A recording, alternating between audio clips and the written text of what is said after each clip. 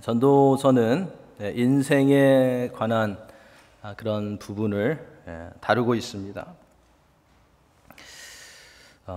이 전도서의 말씀을 준비하면서 저에게 고민이 생겼습니다.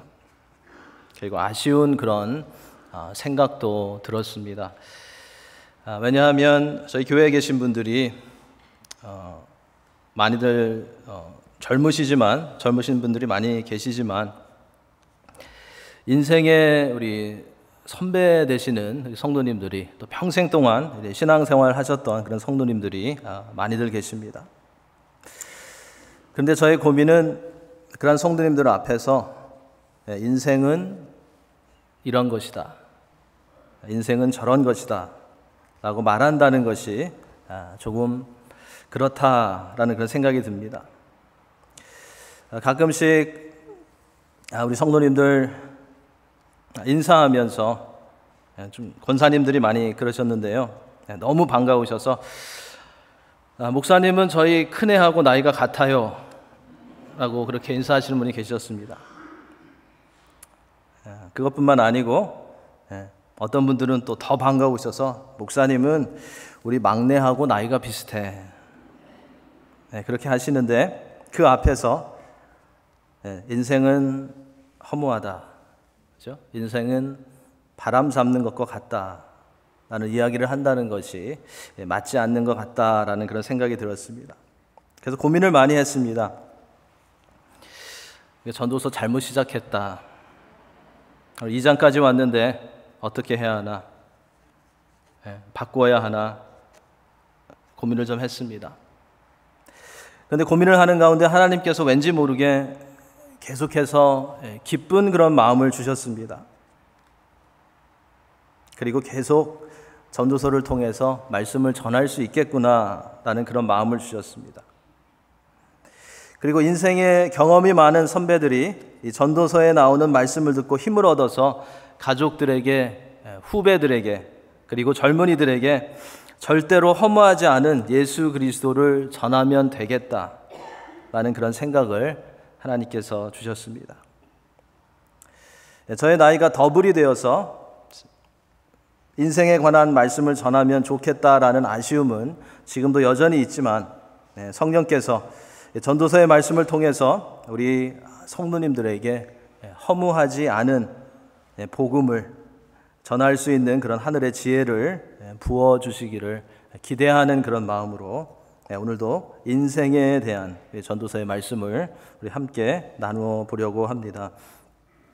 1장에서 전도자는 자신이 세상에 뛰어난 지혜를 소유한 사람으로서 하늘 아래에서 행하는 모든 일들을 다 연구해 보았지만 그것이 인생의 허무함을 극복하는 데에는 도움이 되지 못한다고 했습니다. 오히려 지혜가 많으면 더 걱정하고 더 근심하게 된다고 1장 18절에서 말했습니다.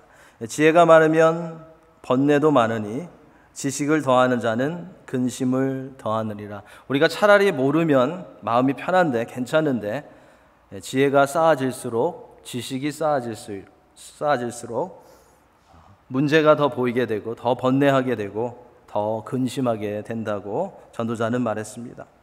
오늘 본문에서는 인생의 즐거움과 세상에서의 성공도, 세상에서의 뛰어남도 허무함의 문제를 해결할 수 없고 결국에는 바람을 잡는 것과 같다고 말하고 있습니다.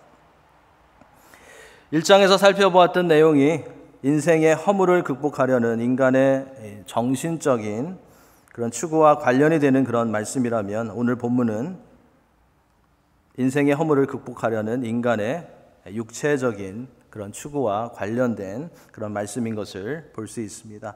1절, 2절 보면 전도자는 시험적으로 즐거움과 쾌락을 누려봄으로써 그러한 즐거움이 인간에게 진정한 그런 만족을 줄 수 있는지를 살펴보았습니다. 테스트를 해본 것입니다. 솔로몬은 해 아래에 있는 사람들이 일반적으로 자신에게 기쁨을 줄 것이라고 믿고 또 소유하고 있는 그런 모든 것들을 최대한으로 소유하고 즐김으로써 참된 기쁨과 만족을 얻을 수 있는지를 시험해 본 것입니다. 하나님께서 특별한 그런 지식과 지혜를 주시고 엄청난 그런 부를 주셨던 솔로몬이니까 이렇게 즐거움과 쾌락을 시험해 볼 수 있었던 것입니다. 우리 성도님들도 너무 이 말씀에 은혜를 받으셔서 이렇게 솔로몬과 같이 해보다가는 우리는 솔로몬이 아닙니다. 하루도 못 되어서 망하고 말 것입니다. 솔로몬은 자신에게 주어진 지혜를 가지고 즐거움을 통해서 인생의 참 만족을 찾아보려고 했지만 그 결론은 역시 낙을 누리는 것이나 쾌락을 따라가는 것도 근본적인 만족을 가져다 주지 못한다라는 것이었습니다. 육체적 쾌락으로 인해서는 잠시 오는 기쁨과 즐거움으로 인해서는 궁극적인 그런 행복을 얻을 수가 없다라는 것을 말해주고 있는 것입니다. 우리의 인생의 낙이 또 즐거움이 다 나쁜 것은 아니지만 이 전도자가 강조하는 것은 그러한 것들이 우리의 인생에 참 의미를 가져다 주지는 못한다는 것입니다. 즐거움과 쾌락은 고단하고 괴롭고 힘든 현실을 잠깐 잊을 수 있게 해줄 뿐이라는 것입니다. 그래서 2절에서 전도자는 솔로몬은 이렇게 말합니다. 내가 웃음에 관하여 말하여 이르기를 그것은 미친 것이라 하였고 희락에 대하여 이르기를 이것이 무슨 소용이 있는가 하였노라 라고 했습니다. 이런 쾌락과 즐거움이 당시에는 웃음과 희락을 가지고 오지만 그 후에 따라오는 극심한 공허함은 이전의 웃음과 희락을 금방 잊게 한다는 것입니다. 그래서 솔로몬은 웃음이나 희락을 미친 것이고 또 쓸데없는 것이라고 말한 것입니다. 솔로몬이 이렇게 단정적으로 직설적으로 말하고 있는 것은 희락과 쾌락이 그에게 안겨준 실망감 때문이었습니다. 허무감 때문이었습니다. 그것이 솔로몬에게는 너무나도 컸던 것입니다. 그것을 추구했던 인생이 얼마나 헛된 것이었는지 그가 깨달았기 때문이었습니다.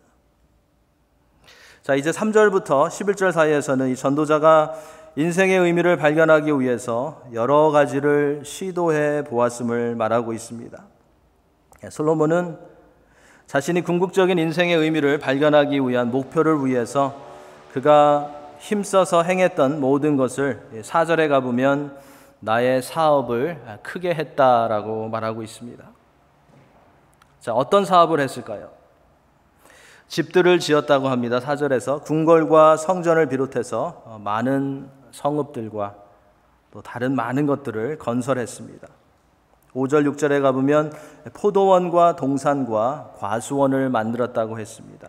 솔로몬이 포도원, 감람원 그리고 많은 토지를 소유하고 있었다는 것입니다.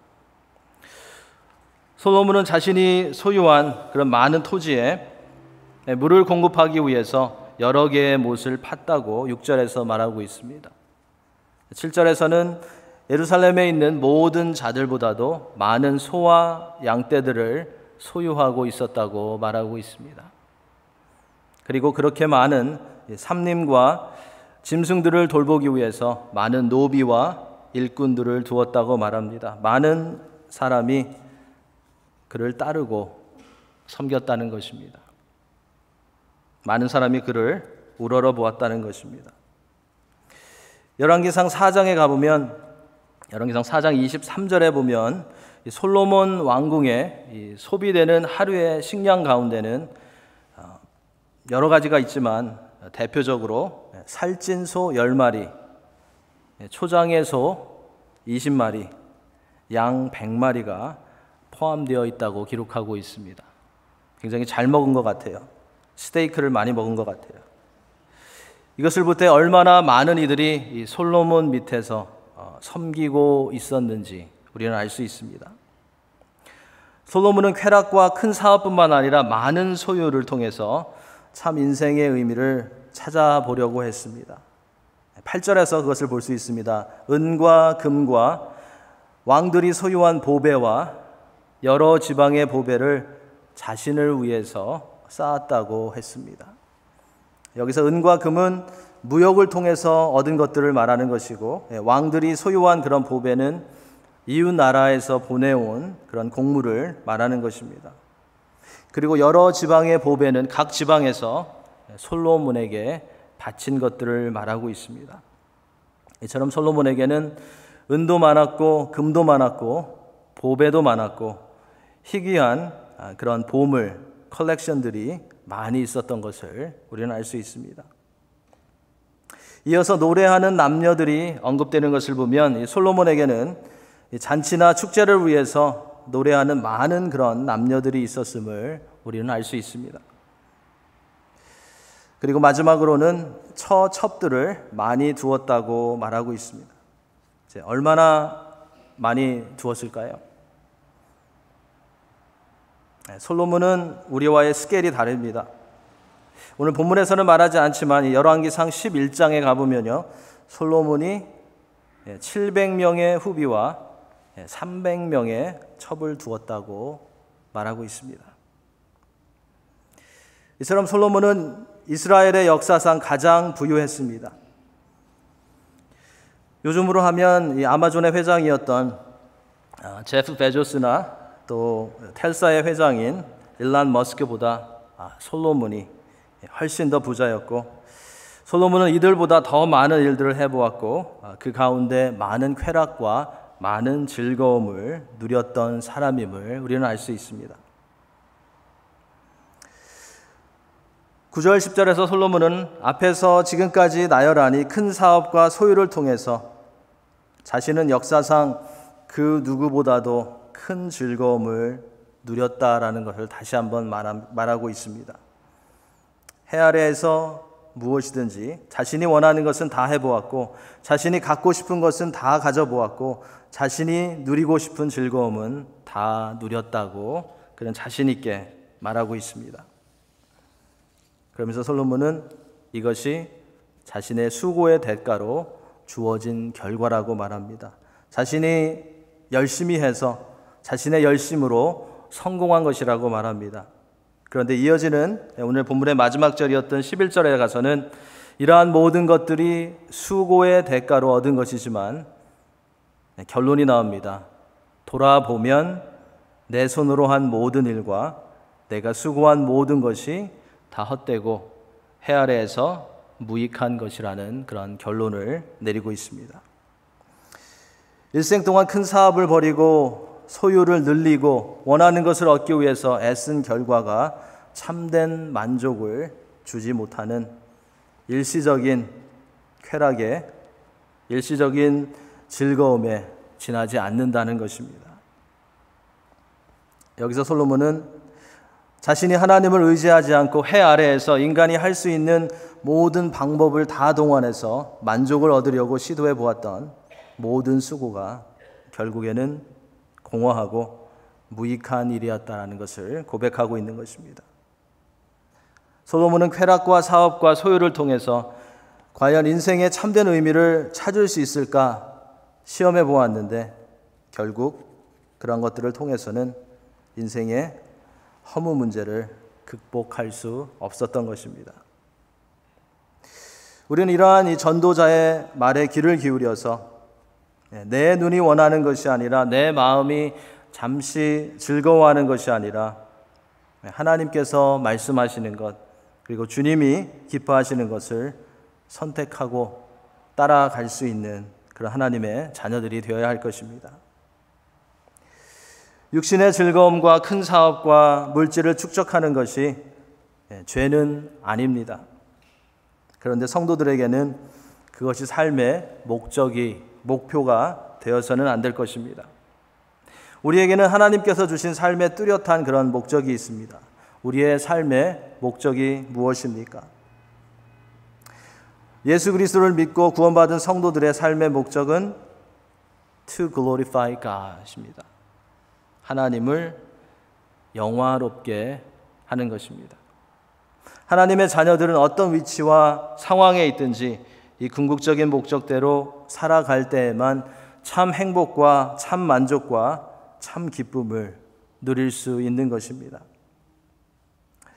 하나님께서 명예를 주셨으면 그것을 통해서 어떻게 하나님을 높일 수 있을까를 우리는 생각해야 합니다. 하나님께서 많은 물질을 허락해 주셨다면 그 물질을 어떻게 사용해야 하나님이 기뻐하실까를 생각해야 합니다. 하나님께서 지혜를 쌓을 수 있는, 지식을 쌓을 수 있는 학원을 허락해 주셨다면 우리는 나의 그러한 트레이닝을 통하여서 내가 어떻게 하나님 기뻐하시는 일을 감당할 수 있을까를 생각해야 합니다. 그리고 하나님께서 많은 사람들을 나에게 붙여주셨다면 내가 이들과의 만남을 통해서 어떻게 하나님을 나타낼 수 있을까를 생각해 보아야 합니다. 이러한 우리를 부르신 목적을 생각하지 못하면 우리는 열심히 할 수 있지만, 우리는 이 땅에서 성공할 수 있지만, 그렇게 될지는 모르지만 그 일 가운데 하나님께서 주시는 참된 기쁨과 만족은 누리지 못할 것입니다. 미국의 세뮤얼 트루엣 캐티라는 비즈니스맨이 있습니다. 지금은 그의 아들들이 사업을 이어받아서 잘 운영해 나가고 있습니다. 미스터 캐티는 신실한 기독교인이고 또 요즘에 너무나 이 비즈니스가 잘 되는 칙플레이의 파운더입니다. 이 패스트푸드 체인점인 이 칙플레이는 하나님의 말씀에 근거해서 비즈니스를 하는 모범적인 그런 기업입니다. 그래서 저는 개인적으로 그렇게 좋아하진 않아요. 그렇죠? 기름기가 없거든요. 치킨만 팔거든요. 근데 우리가 될 수 있으면 기독교 기업이기 때문에 많이 이용해 주어야 합니다. 근데 주일에는 문을 열지 않습니다. 예배하고 안식하라고 주일에는 일하지 않습니다. 많은 한국 분들이 이런 마인드를 가지고 계세요. 나는 오늘 비즈니스를 하시는 분들이 나는 오늘 교회에 가서 예배 드려야 하니까 다른 워커들에게 비즈니스를 맡겨놓고 나는 가서 예배하겠다. 근데 칙플레이는 그런 마인드를 깨트려 줍니다. 나만 예배하는 것이 아니고 나만 안식하는 것이 아니고 모든 사람들이 주일에는 썬데이에는 쉬게 하기 위해서, 레스트하게 하기 위해서, 그리고 예배하기 위해서, 하게 하기 위해서 주일에는 문을 열지 않습니다. 미스터 캐티는 빌리어네어이지만 성공했지만 세상적인 성공이라기보다는 하나님 보시기에 합당한 그런 성공을 했습니다. 그래서 하나님께 영광이 되고 선교와 지역사회에 많은 그런 좋은 일들을 하고 있습니다. 그는 세상에서 성공하는 것이 목적이 되기 전에 하나님께 영광 돌리는 것이 목적이 되는 그런 비즈니스를 했습니다. 칙플레이의 모토가 있습니다. 미션 스테이트먼트가 있습니다. 참 멋있습니다. To glorify God by being a faithful steward to all that is entrusted to us. To have a positive influence on all who come in contact with Chick-fil-A. 하나님께서 맡겨주신 물질을 가지고 하나님께 영광 돌리며 이웃에게 선한 영향력을 끼치는 것이 그들의 목표입니다. 이러한 목표를 가지고 세상과 타협하지 않고 비즈니스를 하기 때문에 세상에서는 수를 당하고 욕을 많이 먹습니다. 하지만 그러는 가운데서도 많은 사람들에게 사랑을 받고 모범이 되고 있고 하나님께 영광 돌리며 보람된 그런 비즈니스를 해나가고 있습니다. 기회가 되실 때 패스트푸드가 생각이 나실 때 한번 이 칙플레이를 트라이 해보시기 바랍니다. 성도들은 이렇게 하나님의 영광을 먼저 생각하며 말하고 하나님의 영광을 먼저 생각하며 일하고 하나님의 영광을 생각하며 수고할 수 있어야 하겠습니다. 오늘 본문에는 이 전도서의 다른 챕터보다 계속해서 반복되는 그런 단어가 하나 나옵니다. 정말로 많이 나오는 그런 단어가 있습니다. 우리 함께 1절부터 11절까지 읽었는데요. 어떤 표현이 가장 많이 나옵니까? I, 나라는 표현입니다. 1절부터 우리 11절 사이에는 이 나라는 표현이 28번 정도 나옵니다. 나의 사업, 나의 지혜, 나를 위하여 내 마음이 내가. 솔로몬은 오늘 본문에서 나를 강조합니다. 그런데 11절에서는 그 결론이 무엇이라고 했습니까? 내 손으로 한 모든 일과 내가 수고한 모든 것이 다 헛되고 무익한 것이로다 라고 했습니다. 여기서 솔로몬은 중요한 그런 포인트를 말해주고 있습니다. 그것은 내가 주인이 되면 아무리 물질이 주어지고 명예가 주어지고 학위가 주어지고 사람들이 나를 따른다 해도 내가 주인이 되면 결국 허무하다는 것입니다. 하지만 하나님이 나의 주인이 되면 허무하지 않고 삶이 풍성해진다는 것입니다. 하나님이 주인이 되면 인생의 참된 의미와 기쁨을 발견하고 누릴 수 있게 된다는 것입니다. 내가 주인인 삶에서 하나님이 예수님이 주인인 삶으로 바뀌어졌던 성경에 나오는 대표적인 인물이 있습니다. 바울 사도입니다. 바울 사도는 열심을 내어서 그리스도를 믿는 자들을 핍박하다가 그리스도를 만나고 그 이후에는 자신이 자신의 인생의 주인이 아니라는 것을 깨닫게 되었습니다. 그래서 갈라디아서 2장 20절과 같은 그런 선언을 할 수 있었습니다. 내가 그리스도와 함께 십자가에 못 박혔나니 그런즉 이제는 내가 사는 것이 아니요 내 안에 그리스도께서 사시는 것이라. 자신이 주인이 아니라 예수님이 주인이라는 것을 깨달은 바울은 자신이 이루어 놓은 것들은 다 하나님의 은혜로 된 것이라고 고백할 수 있었습니다. 그리고 바울은 그의 인생을 마칠 때가 가까웠을 때 인생이 허무하다고 고백하지 않았습니다. 내가 수고한 모든 것이 헛되다고 그는 말하지 않았습니다. 바울은 확신과 소망으로 가득 찬 고백을 했습니다. 디모데후서 4장 7절 8절에 나오는 말씀입니다. 나는